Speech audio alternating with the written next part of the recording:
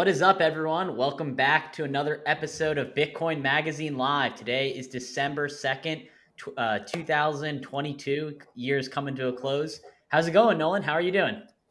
I love life, man. If you're like me and you've been a Bitcoiner for a long time, today is one of the best days ever. It's the news has never been funnier. The news has never been funnier. So here we are. Give us the yay or the nay of it all, Nolan. Well, I'll direct you to my show, The Breakup, which airs every morning at 8 a.m. because, of course, this is a bit more long-form content, and everything that happened yesterday, I think, requires a bit of time and patience to listen and to think about and to go over. Now, before I get into the TLDR of it all, I got to just say, of course, right, we condemn all forms of the guy with the mustache, all forms of white supremacy, all forms of everything else that was so ugly and was spoken about so much on that show. So we condemn all of that, of course. We're here to talk about the actual stage we saw yesterday, which was Alex Jones, already a scene to begin with, right? And we have the GIMP mask from none other than Balenciaga, who also happens to be in the news. We saw a lot of props, Nets and Yahoo drinks. And then we saw nothing but the most offensive things we've ever heard in our lives. The kind of offensive stuff that people didn't even imagine they would ever hear again. And what you can draw from it, of course, there is an element of mental health. I think that's been expressed by Ye a number of times. Ye has said that's the case, right? But here's the analysis that only Bitcoiners can offer and the unique position Bitcoiners have. Because, of course, if you do have a Bitcoin worldview and you have already undergone a form of hyper-Bitcoinization in your mind, of course, you see things very differently than just the fake prison of two ideas, the reactions. Now, Ye told you what he is. And if you believe that he has now become that, then you are free to, because he told you he is what he is on that show, and you're free to believe that. Over here in the Bitcoin world, what we see is art changing, reality flipping on its head. The fiat system created a aesthetic and a field in which to view art that really was all about beauty. But of course, that could just be a byproduct of the luxurious life that fiat has provided to some people over the last few years. If you do watch our show, The Breakup at 8 a.m., we'll talk all about how this was art in the old form. Art is not supposed to be comfortable. Art is difficult. And if you're going to create art at that level on a stage like that, there often is mental health issues involved, but nevertheless, it was running the engine hot as far as being offensive. And he managed to create the first ever black white supremacist. So now we have it. Now there it is. And to add to the absurdity of the whole thing, of course, and if you want to see some of the history, a little bit of it, we talked about in our show, the thing that got him kicked off of the internet was sharing a image of a religion called realism. I happen to have a bit of a good vantage point because the thing comes from France, Quebec, and Japan, three places I've lived for most of my life. And so I've seen these images before, have a lot of familiarity. That religion itself, by the way, just believes that aliens came and created the planet and genetically modified all of us. It's a thing you can see out there, basically based on Sumerian religion. So that was the Sumerian text and where a lot of their stuff comes from. But they definitely believe in turning all of humanity sort of more feminine, and there is none of these white supremacist things in that religion whatsoever. They just believe aliens are going to come and get them. So he was kicked off the internet for sharing this, convoluted image. And so there he is. He's off the internet. Meanwhile, Alex Jones, in the theater of it all, filed for bankruptcy yesterday because the $3 trillion settlement against him for freedom of speech related concepts has been levied. So there you go. Yeah, definitely. It seems things are stranger than fiction. And tying that into one of my favorite series of all time, Star Wars, a tweet yesterday from Aaron Daniel. In Star Wars, the Empire combines a central bank digital currency with a biometric KYC to impose totalitarian control over the galaxy and its populace. I think this, ties in perfectly. There are some great, images, and they pulled it from, looks like Star Wars: The Clone Wars, where they were telling people they weren't allowed to leave the planet unless they have a chain code. That, they got to turn in their old credits in order for the new credits. We've seen this in history when fiat currencies die, but I think it's even more nefarious when you're putting it on digital and you can change it on an instant, on a keystroke.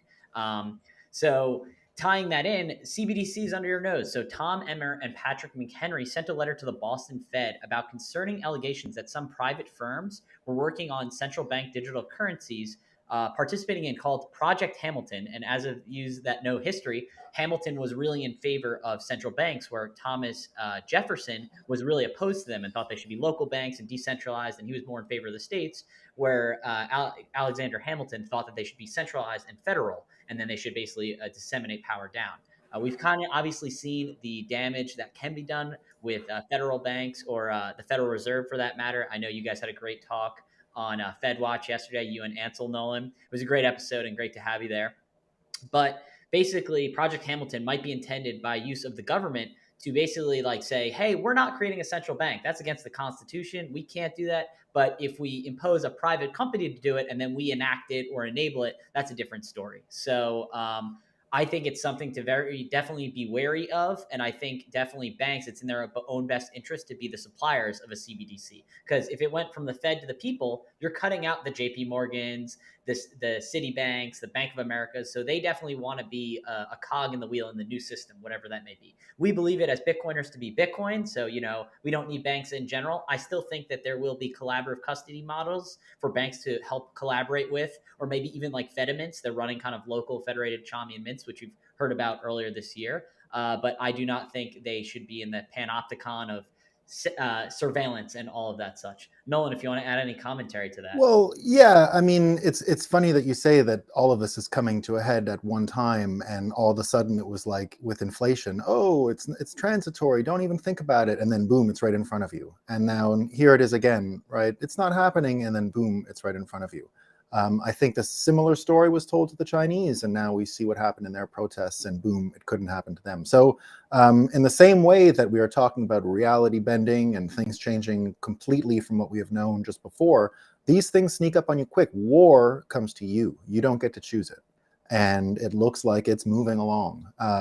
But the good news is, fate has a sense of humor, right? Fate has a sense of humor. Imagine that today is Thank Your Boss Day. So we'll thank David Bailey for helping us do the show, for helping us put on Bitcoin 2023 in Miami, May 18th to 20th. So, we've got a great boss. We have all kinds of direction to do this product, but not everyone has such an obvious case of having a boss. Maxine Waters happens to be on Thank Your Boss Day, sent out a tweet today thanking SBF, thanked SBF for being so candid and forthright in all of these investigations, and for coming out for all these interviews and being transparent. So she thanked him today. So as it is Thank Your Boss Day, I'm really glad that Maxine Waters took the time, thanked SBF, and welcomed him, because he'll be testifying in a few days. So couldn't be more perfect. We get the CBDCs, right? And then a little mix with the CBDCs, we get the House Committee on Banking that just shows like we don't need a middleman. We can get right to the source. We can deal with issuers one-to-one.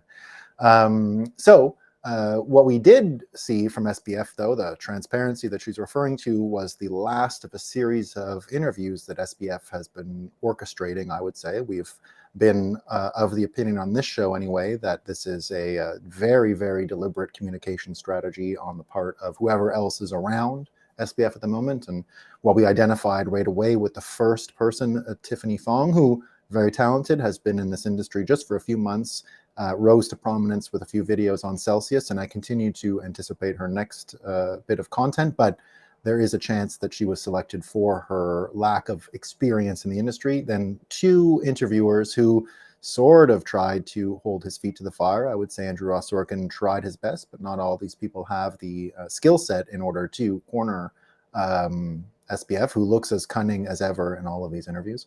And moving on to last night, where he joined a Spaces with Mario Narwhal. And Mario has really been doing a great job in a lot of these spaces. I know a lot of Bitcoiners don't know much. He is definitely a crypto guy. But right place at the right time, and he managed to be on top of the SBF story. He had Elon Musk come to one of his spaces and followed it up with one of the most clever things I've ever seen on Spaces, which is he invited Hunter Biden. He invited Hunter Biden as if it was a promotional thing and started asking him all about money laundering. Of course, anyone who follows that space knows there's been a lot of money laundering going on. So he was coming out with his NFT launch and all that stuff. So good on Mario. He's had a lot of other good guests drop in. And last night he had SBF. I did not watch any of it. I'm told it was a complete and terrible disaster as far as a conversation goes. So I wasn't a part of it. I just saw some of the fallout, and I looked at what Kim.com said, and it looks like Mario's looking for a new co-host as of today. So, Chris, if you have any interest in the crypto business, I hope I don't lose you. No. I mean, I know there was a bunch of Bitcoiners that actually wanted to get on stage for that Spaces, and they were actually sending DMs to Mario. His DMs were open, and he said, unfortunately, they had selected the speakers beforehand. So just take that for what it's worth, basically. Do you want to tell us more about the more spin on the SBF of it all? Oh, yeah, this is another one. So it's not even enough that it's the communication strategy has been so effective with congressional leaders, with mainstream media. He keeps getting these major assists by all these super billionaires. We had Kevin O'Leary on at our event last year, and we already treated him like a heel. I think we've booed him every time he's come to our show, right? We already invite him to be a heel when we invite him. Think of it as wrestling, right? This guy gets in because we want someone to get angry about and yell about and curse about, and he's about as dumb a person as we could find. So we love getting him on just so that we can see just how rotten some of these fiat minds are. And there's been no better example than what we saw with this Henry Blodgett fella from Business Insider. So Henry Blodgett is another person like Bill Ackman, like the rest, that are ready to give SBF more money. Because, of course, the Wonder Kid just blew a tire, man. He blew a tire, dude. No big deal. Give him another shot. So, obviously, either they are very impressionable or else have some other interest in mind, but will continue to follow the story. So, Henry Blodgett, again, just says, oh, Wall Street bro blew a tire. Maybe that will be the case. Who knows? That's not what I'm seeing. And that's not what anyone who understands how this stuff is built and how it's supposed to operate is seeing. And I did work for an exchange for years, and I continue to have a really good insight because one of the first things I had to look at was FTX as it was coming up. And I never understood how that model worked. The good news I continue to believe is from the moment I looked at it, it was people like the Blodgetts that kept their money there. I still don't see plebs complaining about losing money on FTX. So that's a good thing. And I continue to believe it was a great Trojan horse to send into Wall Street. And I say, let's get SBF back in the markets, buddy. Get more of that Wall Street money burnt and useless. Henry Blodgett actually ties into the next story pretty well, though. So it's another day, another manipulated dollar market. What do I mean by this? AMC stock trading was halted today, which this seems to be a common occurrence now. So if you remember back to January of 2021, so we're going back almost a full 2 years ago at this point. Remember with the GameStop trade of it all, when it looked like the plebs, or maybe not the Bitcoin plebs, but the normie plebs, were going after the hedge funds. And it seemed like they had caught a hedge fund offsides, that they were shorting the stock more than 100%, meaning that there was more outstanding shares or paper shares of the short of the of basically in the stock market of GameStop. So they were buying longs, and they were just going to say, we're going to hold it forever. Obviously, that all untangled. The market trading halted. You weren't allowed to buy, but you could sell. So that could allow a lot of the hedge funds to unwind and prevent them from being blown up. And obviously, it left a lot of people missing out on a lot of money, and they were pretty disgruntled. So the Henry Blodgett of it all, David Portnoy pointed out, he's like, Sam Bankman's a fraud. Henry Blodgett coming into his back just shows that he's backing his Wall Street buddies, which is, Dave Portnoy, love him or hate him, I like to consider him a straight shooter. And it always seemed that this was kind of the beginning of the fall of Dave Portnoy in terms of stock trading, at least. In 2020, he was like, everything he touched was a Midas touch. I think that was more of interest rates than Dave Portnoy's, elaborate wealth of knowledge. Maybe his community was getting behind him and buying things that helps. But then, at the turn of, hey, he's like, I'm buying GameStop at all the wrong times. I bought AMC at all the wrong times. I bought BlackBerry at all the wrong times. And it basically has been the Portnoy stock portfolio has continued to go down. So I just think it's all, it's interconnected when you look at it. You don't have to trust the third party. You can self-custody your own Bitcoin and prevent yourself from getting burned. Exactly like you said, Nolan, a lot of the plebs in the Bitcoin space, not the normie plebs, but the actual Bitcoin plebs, have not gotten burned if they self-custody their own keys. I understand some of the devices are kind of expensive. They can be upwards of $100, $200 for a hardware device, but you can download a free wallet on your computer and or your phone and self-custody your Bitcoin until you have a larger net worth, or maybe you can get it as a Christmas gift, and then self-custody on a more secure device as a hardware wallet. Anything else you want to add there, Nolan? Yeah, I mean that's it. I continue to think that the contrast is sort of great for Bitcoin, and we don't necessarily want the SBF circus to end because it's one of the greatest gateways into Bitcoin that is out there right now. And I think going forward, what it's even managed to do to orange pill normie crypto people, right? Not the normie people worldwide. All those people think it's all the same and it's terrible, whatever. But seeing the amount of crypto people that are opening their eyes to the inefficiencies, the hype machine, all that kind of stuff, just means that the ranks are going to swell amongst the plebs, and we'll be ready for our D-Day once all these degens get a little bit of reformation.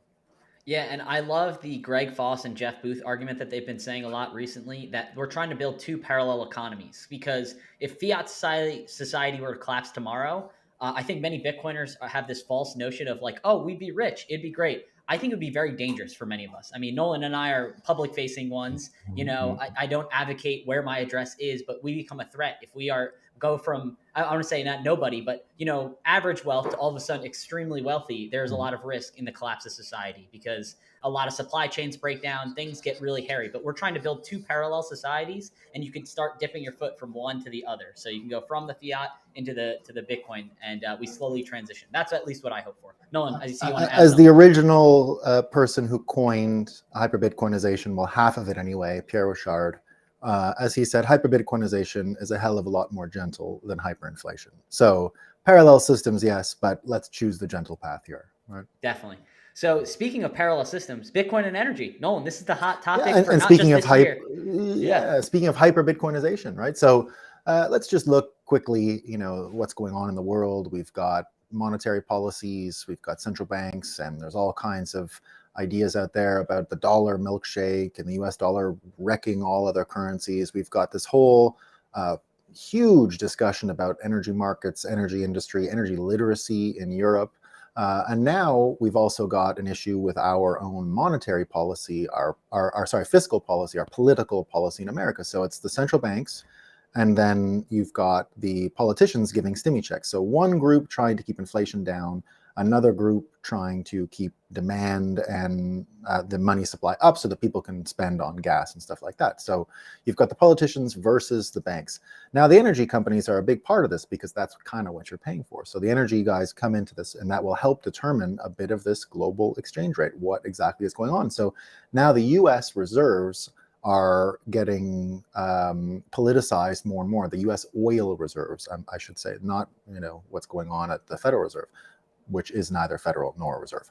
But what's going on in the strategic oil reserves, right? That there's a political debate about whether they're sold to Europe or whether they're not sold.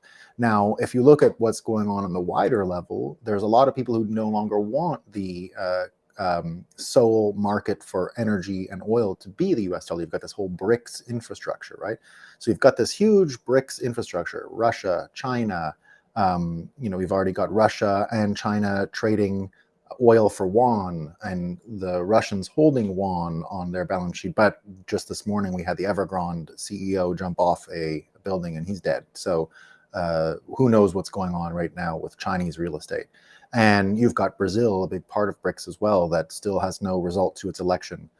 So you've got all this chaos, right? And you've got energy markets and the US dollar that are about to take a huge wrecking ball to other economies. We've already got the Korean central bank more or less begging the Federal Reserve to slow down rate hikes, because as America's interest rate is higher than other countries, everyone sends their money to the United States, and the demand for the dollar continues to grow. So it continues to be a situation where the US dollar gains in strength, even though yesterday we had some weakening, 50 basis points instead of 75 basis points. Right away, you've got this scenario where Bitcoin is entering in the global conversation more than ever, especially as energy itself becomes politicized.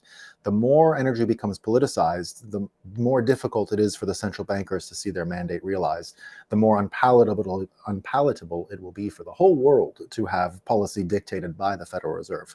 So a little window is opening, a little window through the energy markets. So we cheer on. We cheer on policies that are countermeasures with themselves, policies that seem uncoordinated, because follow the money, right? Let's just look at all these relationships of people chasing dollars down, and it becomes a zero-sum game, a fool's errand, right? So the good news is a window is there. And when I hear things like our last story today, which is Mike Novogratz, right? Mike Novogratz with his big Luna tattoo that he's going to wear a badge of honor as, he should just put a big loser on his face, right? He should just say, I'm an idiot, and have a tattoo on his eyeballs. So he comes out and says there's no hope for Bitcoin to get to $500,000 in 5 years, right? So this is what Mike Novogratz says. So Mike Novogratz, let me tell you something right now. I don't think with Luna and your track record, are you really even paying attention to what's going on in the rest of the world, right? You've been too busy losing money to know that reality is changing really, really quickly. And lots of stuff are happening soon. And just like CBDCs come at you quick, war comes at you quick. You don't get to choose it. And hyper-Bitcoinization comes at you quick. You don't get to choose it. It's not like that. It doesn't work that way. And when we see the energy matrix in America, especially with what's going on in Texas, being that open to incentivizing Bitcoin finance of energy, not just a little bit of efficiency here and there, but tax breaks for financing energy infrastructure with Bitcoin, the path is clear.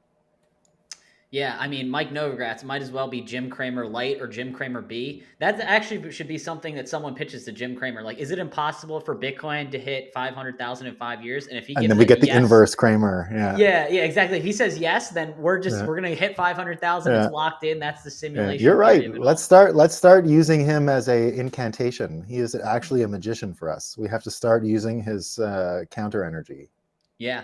So speaking of energy, speaking of war, we are a peaceful revolution, the Bitcoin community, and we'd love to have you join us down in Miami, May 18th through the 20th. We'll be talking about energy. We'll be talking about this peaceful revolution, and we would be elated to have you there. So you can use the code BMLive to get 10% off your conference tickets. You go to b.tc/conference and find your tickets there. We hope to see you. Nolan, anything else you want to add? Yeah, that's what it is. It's peace and love. It's anti-violence, and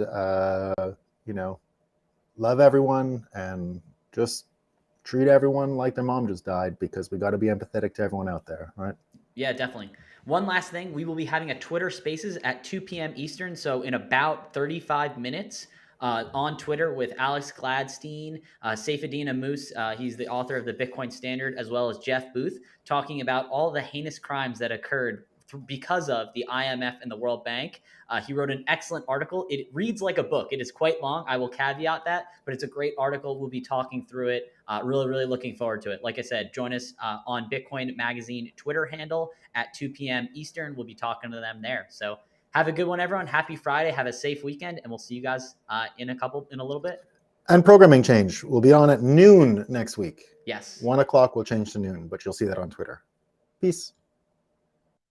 You are